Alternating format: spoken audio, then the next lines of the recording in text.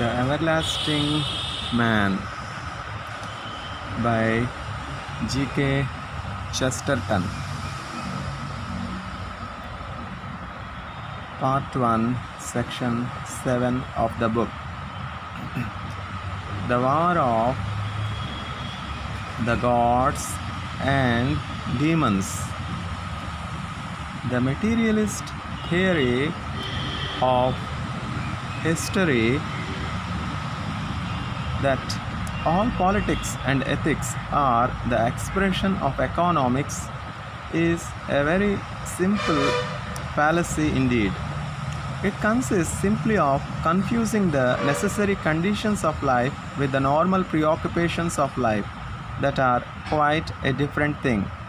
It is like saying that because a man can only walk about on two legs,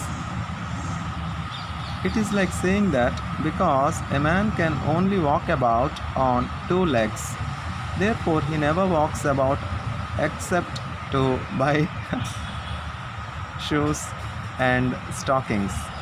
Man cannot live without the two props of food and drink, which support him like two legs. But to suggest that they have been the motives of all his movements in history is like saying that the goal of all his military marches or religious pilgrimages must have been the golden leg of Miss Kilmansegg or the ideal and perfect leg of Sir Willoughby Patterne. But it is such movements that make up the story of mankind, and without them there would practically be no story at all.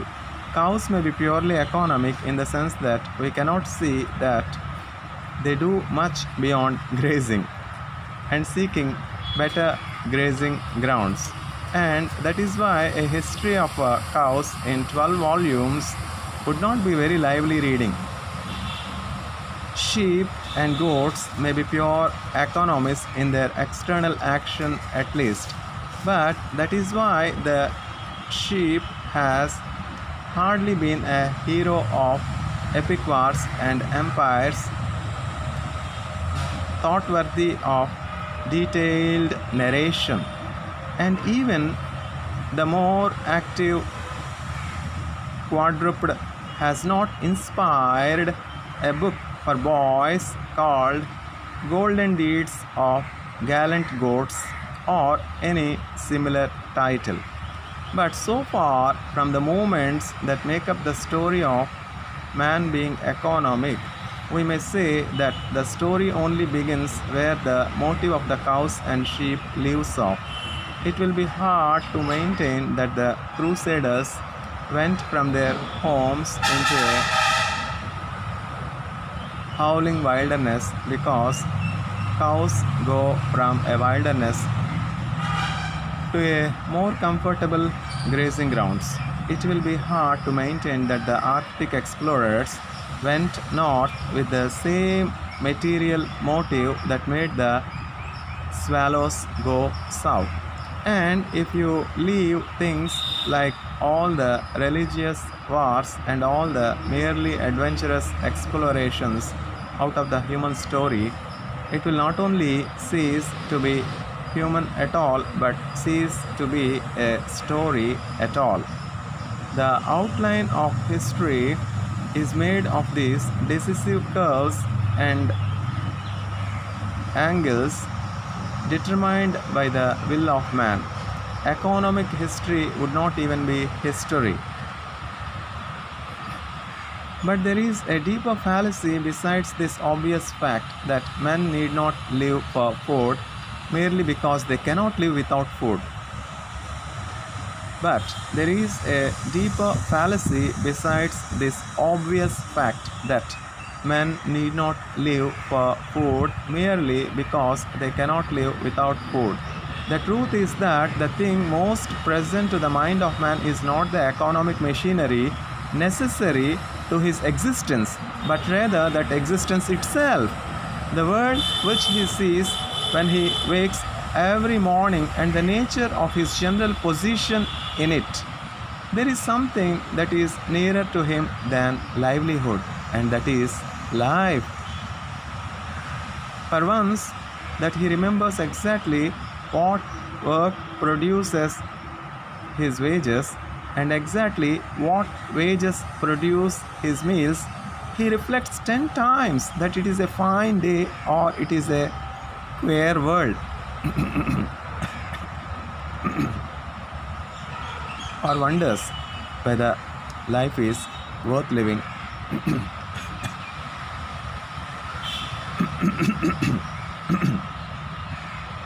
Or wonders whether marriage is a failure, or is pleased and puzzled with his own children, or remembers his own youth, or in any such fashion vaguely reviews the mysterious lot of man. This is true of the majority, even of the wage slaves of our morbid modern industrialism, which by its hideousness and inhumanity has really forced the economic issue to the front. It is immeasurably more true of the multitude of peasants or hunters or fishers who make up the real mass of mankind. Even those dry pedants who think that ethics depend on economics must admit that economics depend on existence. And any number of normal doubts and daydreams are about existence, not about how we can live, but about why we do. And the proof of it is simple as suicide.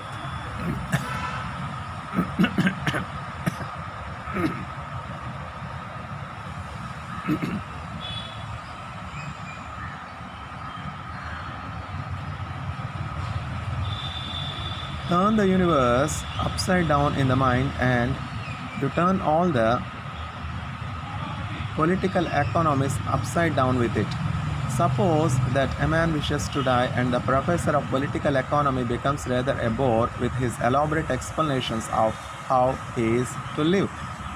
And all the departures and decisions that make our human past into a story have this character of diverting the direct course of pure economics. As the economist may be excused from calculating the future salary of a suicide, so he may be excused from providing an old age pension for a martyr. As he need not provide for the future of a martyr, so he need not provide for the family of a monk. His plan is modified in lesser and varying degrees by a man being a soldier or dying for his own country, by a man being a peasant and specifically loving his own land, by a man being more or less affected by any religion that forbids or allows him to do this or that. But all these come back not to an economic calculation about livelihood, but to an elemental outlook upon life. They all come back to what a man fundamentally feels when he looks forth from those strange windows which we call the eyes, upon that strange vision that we call the world. No wise man will wish to bring more long words into the world, but it may be allowable to say that we need a new thing, which may be called psychological history.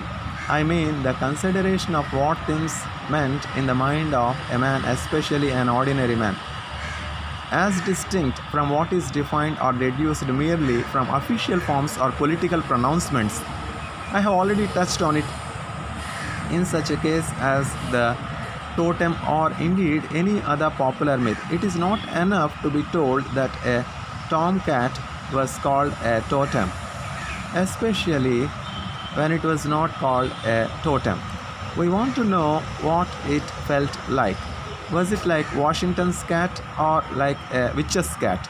Was its real name Pastel or Puss in Boots? That is the sort of thing we need touching the nature of political and social relations. We want to know the real sentiment that was the social bond of many common men, as sane and as selfish as we are. What did soldiers feel when they saw splendid in the sky that strange totem that we call the golden eagle of the legions? What did vessels feel about those other totems, the lions or the leopards upon the shield of their lord? So long as we neglect this subjective side of history, which may more simply be called the inside of history, there will always be a certain limitation on that science which can be better transcended by art. So long as the historian cannot do that, fiction will be truer than fact. There will be more reality in a novel, yes, even in a historical novel.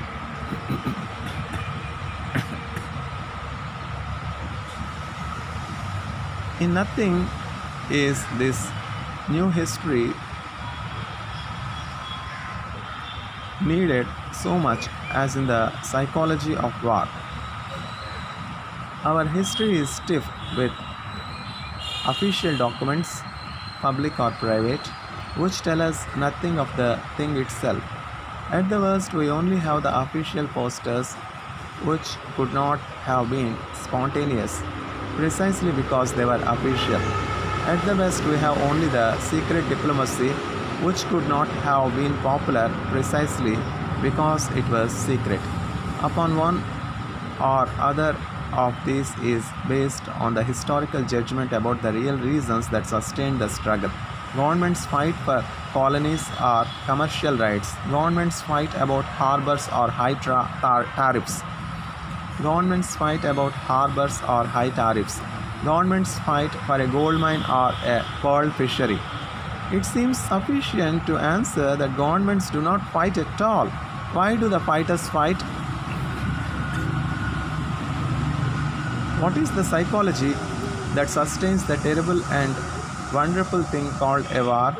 Nobody who knows anything of soldiers believes the silly notion of the dons that millions of men can be ruled by force. If they were all to slack, it would be impossible to punish all the slackers, and the least little touch of slacking would lose a whole campaign in half a day. What did men really feel about the policy?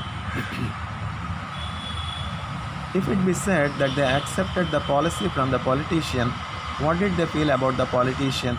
If the vessels warred blindly for their prince, what did those blind men see in their prince? There is something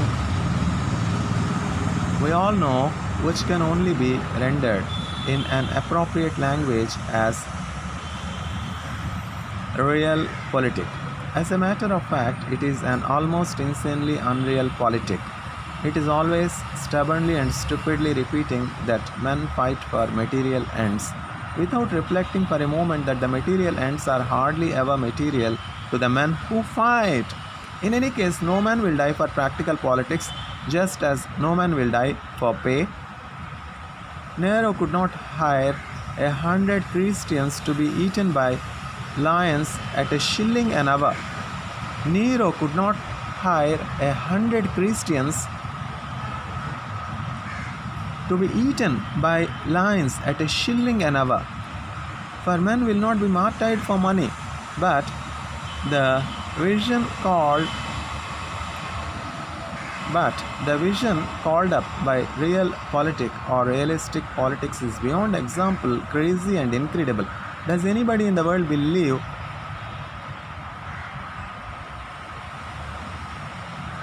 that a soldier says, "My leg is nearly dropping off, but I shall go on till it drops. For after all, I shall enjoy all the advantages of my government obtaining a warm water port in the Gulf of Finland"? Can anybody suppose that a clerk turned conscript says, "If I am gassed, I shall probably die in torments, But it is a comfort to reflect that should I ever decide to become a pearl diver in the South Seas, that career is now open to me and my countrymen. Materialist history is the most madly incredible of all histories, or even of all romances. Whatever starts wars, the thing that sustains wars is something in the soul, that is something akin to religion. It is what men feel about life and about death. A man near to death is dealing directly with an absolute. It is nonsense to say he is concerned only with relative and remote complications, that death in any case will end. If he is sustained by certain loyalties, they must be loyalties as simple as death. They are generally two ideas which are only two sides of an idea. The first is the love of something said to be threatened, if it be only vaguely known as home.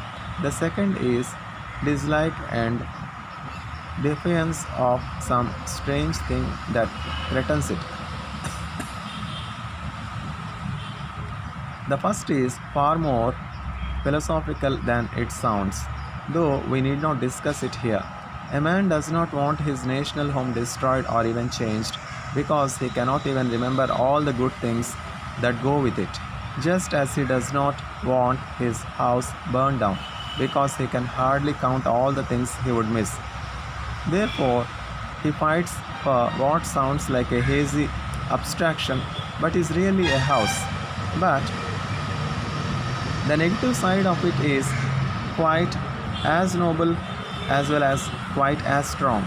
Men fight hardest when they feel that the foe is at once an old enemy and an eternal stranger, that his atmosphere is alien and antagonistic, as the French feel about the Prussian or the Eastern Christians about the Turk. If we say it is a difference of religion, people will drift into dreary bickerings about sects and dogmas. We will pity them and say it is a difference about death and daylight, a difference that does really come like a dark shadow between our eyes and the day. Men can think of this difference even at the point of death, for it is a difference about the meaning of life. Men are moved in these things by something far higher and holier than policy, by hatred. When men hung on in the darkest days of the Great War, suffering either in their bodies or in their souls for those they loved, they were long past caring about details of diplomatic objects as motives for their refusal to surrender. Of myself and those I knew best, I can answer for the vision that made surrender impossible. It was the vision of the German emperor's face as he rode into Paris. This is not the sentiment which some of my idealistic friends describe as love. I am quite content to call it hatred, the hatred of hell and all its works, and to agree that as they do not believe in hell, they need not believe in hatred. But in the face of this prevalent prejudice, this long introduction has been unfortunately necessary to ensure an understanding of what is meant by a religious war. There is a religious war when two worlds meet, that is, when two visions of the world meet, or in more modern language, when two moral atmospheres meet. What is one man's breath is the other man's poison, and it is vain to talk of giving a pestilence a place in the sun. And this is what we must understand, even at the expense of digression, if we would see what really happened in the Mediterranean when right athwart the rising of the Republic of the Tiber, a thing overtopping and disdaining it, dark with all the riddles of Asia and trailing all the tribes and dependencies of imperialism, came Carthage riding on the sea. Came Carthage riding on the sea. Came Carthage riding on the sea.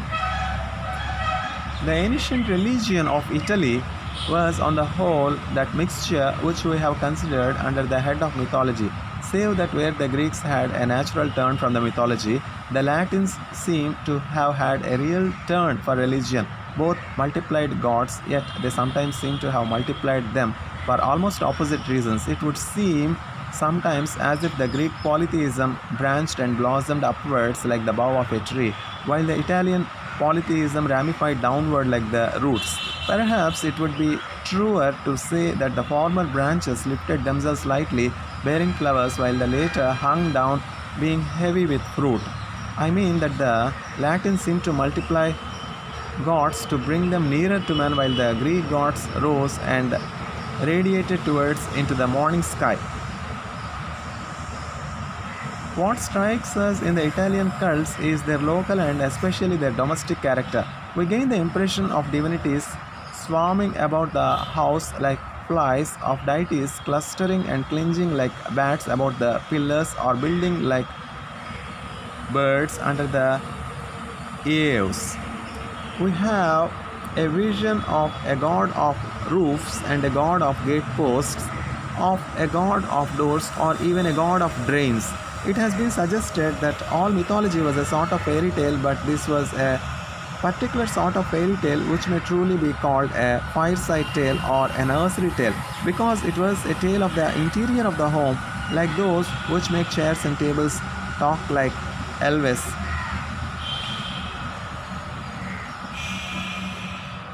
The old household gods of the Italian peasants seem to have been great, clumsy, wooden images more featureless than the figurehead which Philip battered with the poker. This religion of the home was very homely. Of course, there were other less human elements in the tangent of Italian mythology. There were Greek deities superimposed on the Roman.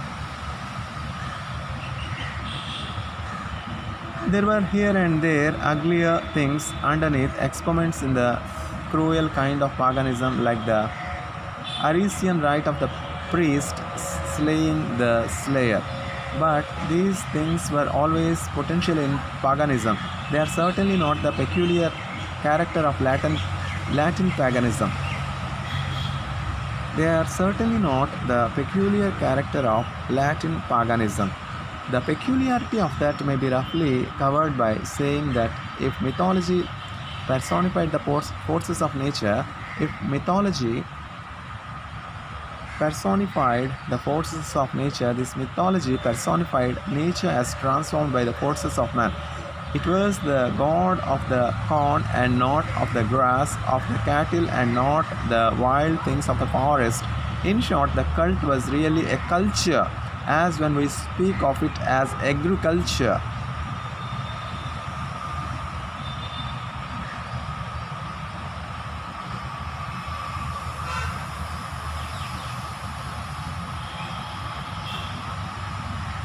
With this, there was a paradox which is still for many the puzzle or riddle of the Latins. With religion running through every domestic detail like a climbing plank, there went what seems to many the very opposite spirit, the spirit of revolt. Imperialists and reactionaries often involve Rome as the very model of order and obedience. But Rome was the very reverse. The real history of ancient Rome is much more like the history of modern Paris. It might be called in modern language a city built out of barricades. It is said that the gate of Janus was never closed because there was an eternal war without. It is almost as true that there was an eternal revolution within. From the first plebeian riots to the last servile wars, the state that imposed peace on the world was never really at peace. The rulers were themselves rebels.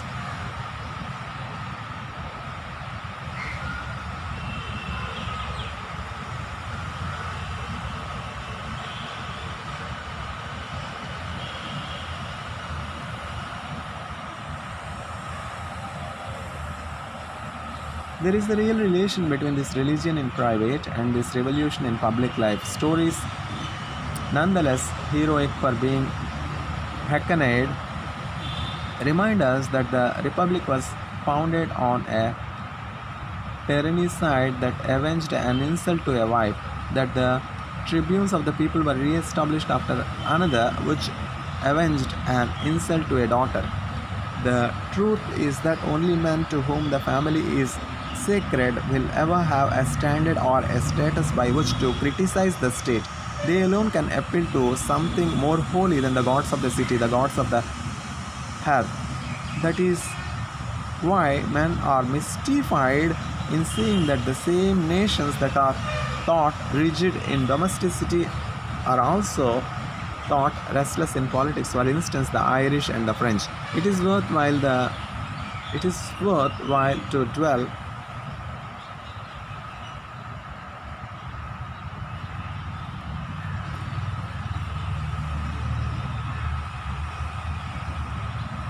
It is worthwhile to dwell on this domestic point because it is an exact example of what is meant here by the inside of history, like the inside of houses.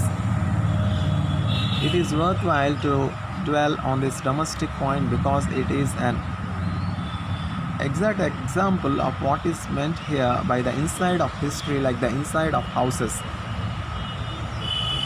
Merely political histories of Rome may be right enough in saying that this or that was a cynical or cruel act of the Roman politicians, but the spirit that lifted Rome from beneath was the spirit of all the Romans, and it is not a cant to call it the ideal of Cincinnatus passing from the Senate to the plough. Men of that sort had strengthened their village on every side, had extended its victories already over Italians and even over Greeks. When they found themselves confronted with a war that changed the world, I have called it here the war of gods and demons.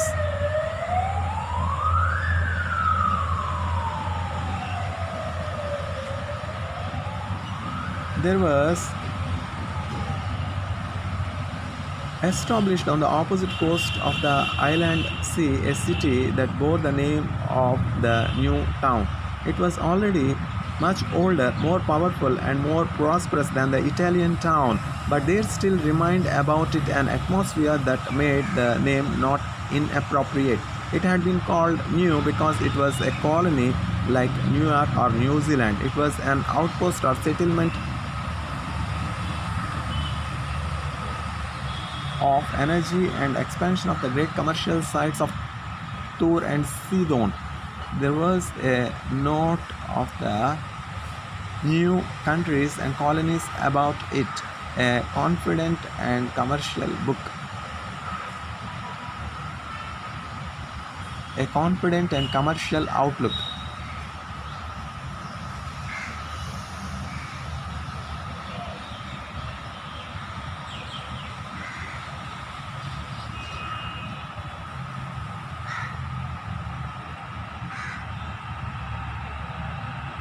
It was fond of saying things that rang with a certain metallic assurance, as that nobody could wash his hands in the sea without the leave of the new town, for it depended almost entirely on the greatness of its ships, as did the two great ports and markets from which its people came.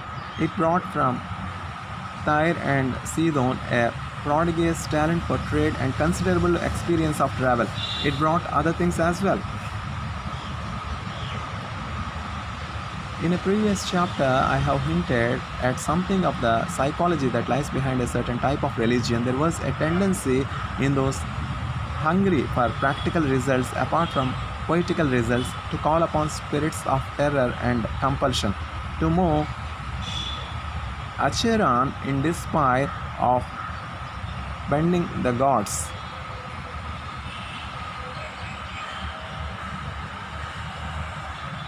There is always a sort of dim idea that these darker powers will really do things with no nonsense about it. In the interior psychology of the Punic peoples, this strange sort of pessimistic practicality had grown to great proportions. In the new town, which the Romans called Carthage, in the new town, which the Romans called Carthage, as in the parent cities of Phoenicia, the god who got things done.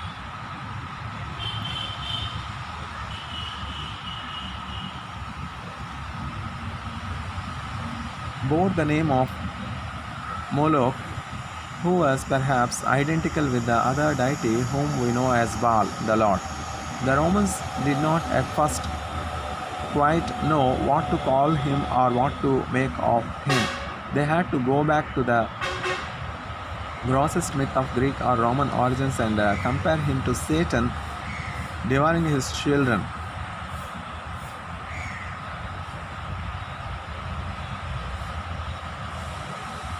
But the worshippers of Moloch were not gross or primitive. They were members of a mature and polished civilization abounding in refinements and luxuries.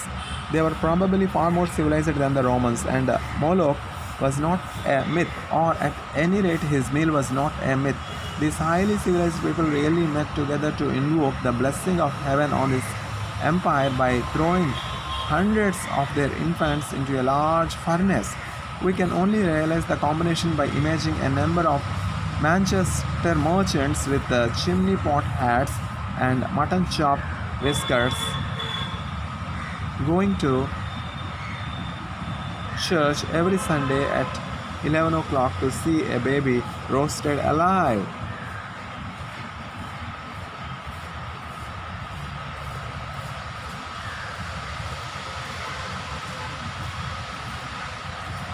The first stages of the political or commercial quarrel can be followed in far too much detail precisely because it is mere political or commercial. The Punic Wars looked at one time as if they would never end, and it is not easy to say when they ever began. The Greeks and the Sicilians had already been fighting vaguely on the European side against the African city.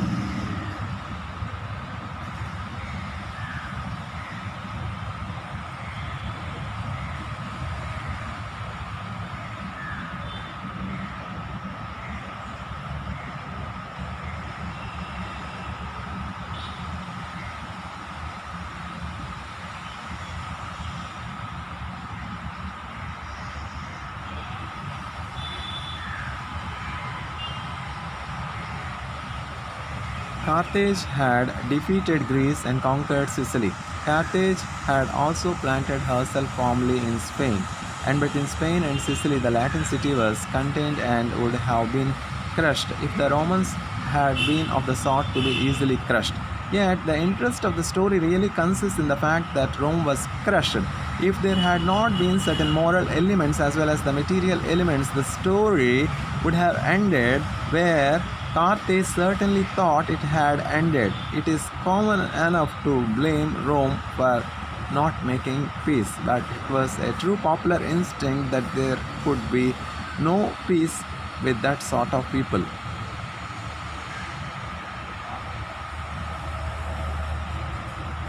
It is commoner to forget that. It is common enough to blame the Roman for his delenda est Carthago. Carthage must be destroyed. It is commoner to forget that, to all appearance, Rome itself was destroyed.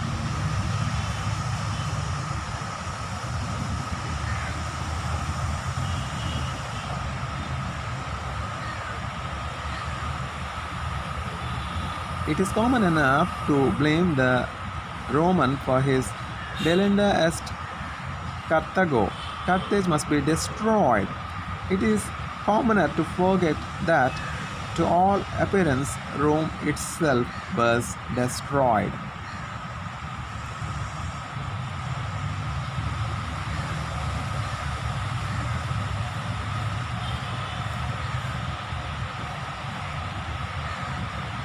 The sacred savior that hung around Rome forever, it is too often forgotten, clung to her partly because she had risen suddenly from the dead.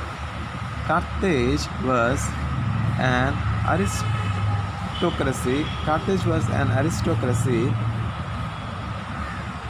as are most of such mercantile states.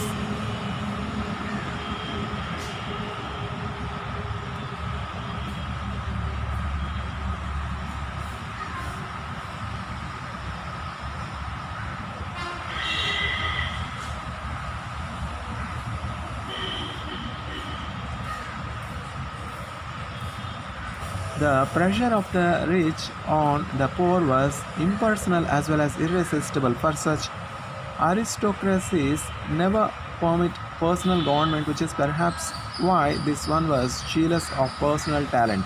But genius can turn up anywhere, even in a governing class, as if to make the world's supreme test as terrible as possible. It was ordained that one of the great houses of Carthage should produce a man who came out of those gilded palaces with all the energy and originality of Napoleon coming from nowhere.